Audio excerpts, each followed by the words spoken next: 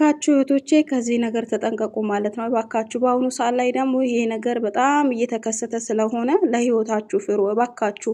ወላሂ አረቦቹ ለእናንተ የሚያዝኑላችሁ ነገር የለም። እናንተ እየተቃጠላችሁ ዞር ብሎ የሚያያችሁ የለም ማለት ነው። አስባችሁታል? እቺ ልጅ በሳት ተቃጥላ ሞታ መዳሚቷ ለራሷ ጥፋተኛ እንዳትሆን ጀናዛዋን ነው የከሰሰችው። አስቡት እንግዲህ ልጅቷ ሞታ እንኳን መዳሚቷ ጥፋተኛ ላለመሆንና ነገሩ ወደሷ እንዳይዞርባት ቶሎ ብላ ሄዳ ከሳታለች ማለት ነው። ክሱ የተመሰረተው ደግሞ ጀናዛዋ ላይ ማለት ነው። አስባችሁታል? ወላሂ አላህ ከእንደዚህ አይነት ነገር ይጠብቃችሁ። እባካችሁ አረብ ሀገራት ያላችሁ እህቶቼ ይህ ቪዲዮ ለብዙ እህቶቼ እንዲደርስና እንዲጠነቀቁ ስለምፈልግ በተለይ ደግሞ አዲስ የሚመጡ ካሉ እንዲሰሙት ፈልጋለሁ ማለት ነው። አሰላሙ አለይኩም ወራህመቱላሂ ወበረካቱ። ክርስቲያን ወገኖቼም ሰላም ብያለሁ።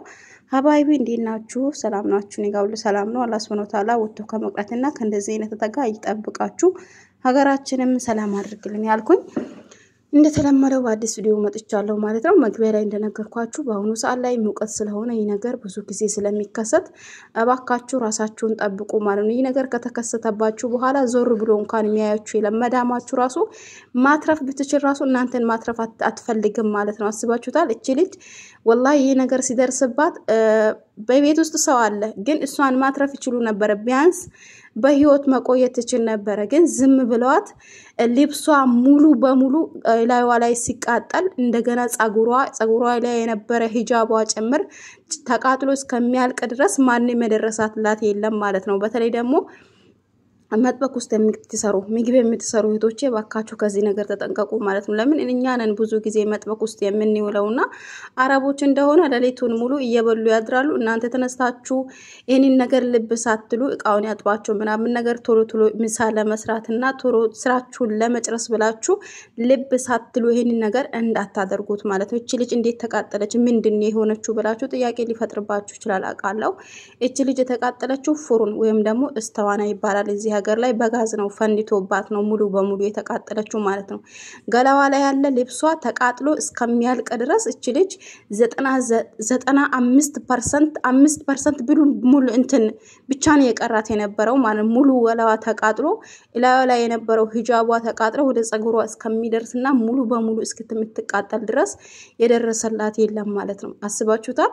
እና እባካችሁ እህቶቼ ምንድነው መናገር የፈለኩት ምግብ የምትሰሩ ምን ምግብ የማትሰሩ አቃለው እንትን ፍሩን አጠገብ ልትሆኑ ትችላላችሁ ማለት ጋዝ ይሄ ምግብ የምንሰራበትና እሱን ቼክ ሳታረጉ ዝም ብላችሁ ከመሬት ተነስታችሁ ወዳው ሄዳችሁ እንዳትሸግሉት ማለት ነው። እሱ ምንድነው እቺ ሴትዮ ወላሂ ጀናዛዋን የከሰሰችው ማለት ነው። ለምን ነገሩ ወደሷ እንዳይዞርባትና እሷን ቤተሰቦቿ ጥፋተኛ እንዳያደርጓት ቶሎ ብላ ይሄንን ነገር አድርጋለች ማለት ያደረገችው ምንድነው የጭካኔዋ ጭካኔ እሷ ሞታ እንኳን ክስ መሰረታባታለች ማለት ነውና ክስ መሰረተችባት በምን ምክንያት መሰላችሁ?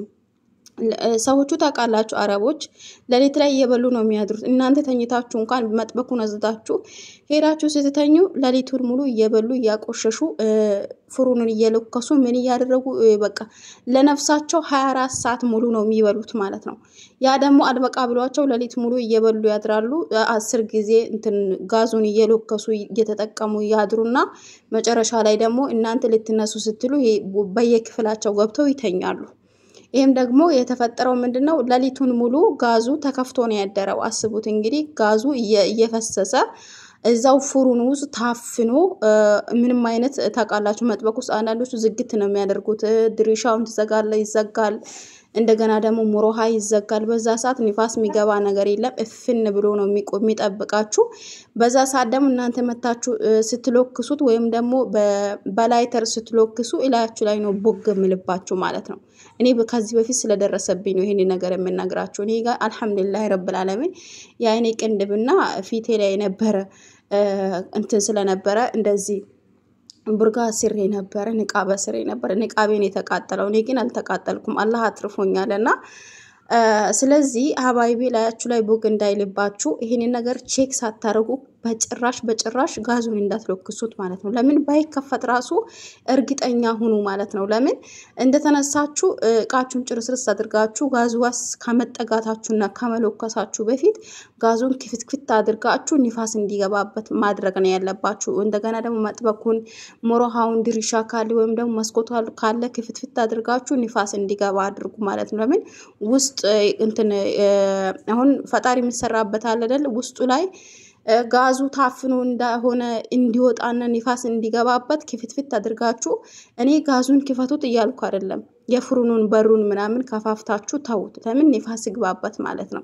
ከዛ በኋላ ነው ቀስ ብላችሁ ሽታ ከሌለው ቼክ አድርጋችሁ መለኮስ ያለባችሁ ብዬ ነው ማስበው ባካችሁ እቶቼ ተጠንቀቁ ባሁኑ ሰዓት ላይ ደግሞ አንዳንድ ቤት ደግሞ እንትኑ እስተዋናው ራሱ ትልቁ የጋዙ እንትን አንቡባ ራሱ መጥበቅ ውስጥ ነው የሚሆነው እኔ አሁን ውጭ ላይ ነው የሚቀመጠው ውጭ ላይ ሆኖ እኔ ከመጥበቅ ውስጥ ነው የምሰራው ውጭ ላይ ራሱ አደጋ ነው ለምን ብትሉ እናንተ አሁን ለምሳሌ ለመረከብ ወይም ደግሞ እንትን ጋዙ አልቆባችሁ ሌላ ስትቀይሩ ፍንድት ሊልባችሁ ይችላል ሊፈነዳባችሁ ይችላል ማለት ነው ተጠንቀቁ በተለይ ደግሞ እንትን ፀሐይ ምናምን ያለበት ቦታ ከሆነ ተጠንቀቁ እህቶቼ እንደነገርኳችሁ ቼክ ሳታረጉ በሩን ከፍታችሁ ሽታ ይኑረው አይኑረው ሳታቁ ባይኖረው ራሱ ንፋስ እንዲገባ አድርጉ ብያለሁ ሰምታችኋልና አባካችሁ እህቶቼ ያወቅነው ላላወቅነው ማሳወቅ አለብን እናንተስ አንዳንዶቹ ስላልወቃችሁ እኛ እናቃለን ምናምን ብላችሁ ኮሜንት ልትጽፉ ልትሳደቡ ትችላላችሁ እኔ ምንም ችግር የለም ተሳደቡኝ ግን ለማያውቁ እህቶቼ እንዲደርሳቸው ፈልጋለሁ ከዚህ በፊት በሚሰራቸው ቪዲዮዎች ብዙ ልጆች ተምረው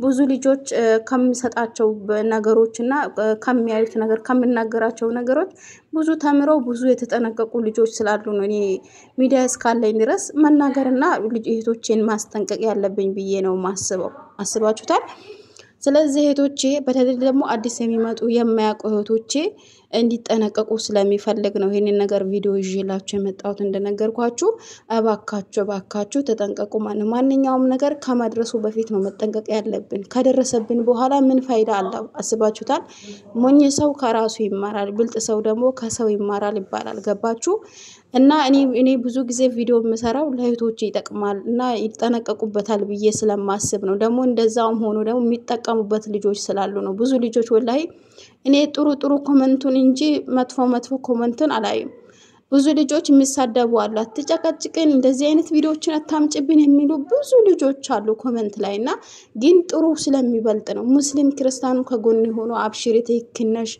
አው ብዙ ተምራለ የሚሉ የሚጽፉልኝ ልጆች ስላሉ ነው በሚችለው አቅም ሚዲያ እስካለን ድረስ ያልሆነ ነገሮችን አምጥቼ ከሚለቅባችሁ ጠቃሚ ነገሮችን ብለቅበት ይሻላል ብዬ ነው ይሄንን ቪዲዮ የምሰራውና እህቶቼ ተጠንቀቁላችኋለሁ እንዲሁም ደግሞ ምግባችሁን በልታችሁ ራሳችሁን ጠብቁ ወላይ ከራስ በላይ ንፋስ ነው ምግብ ሳትበሉ የምትሰሩ እህቶችም ተጠንቀቁ በኋላ ላይ በሽተኛ ሆናችሁ የሚደርስላችሁ የለም ማለት ነውና ራሳችሁን ጠብቁ በአጠቃላይ ራሳችንን መጠበቅ አለብን ብዬ ነው ማስበው ለምን በሰው ሀገር ላይ የሚደርስልን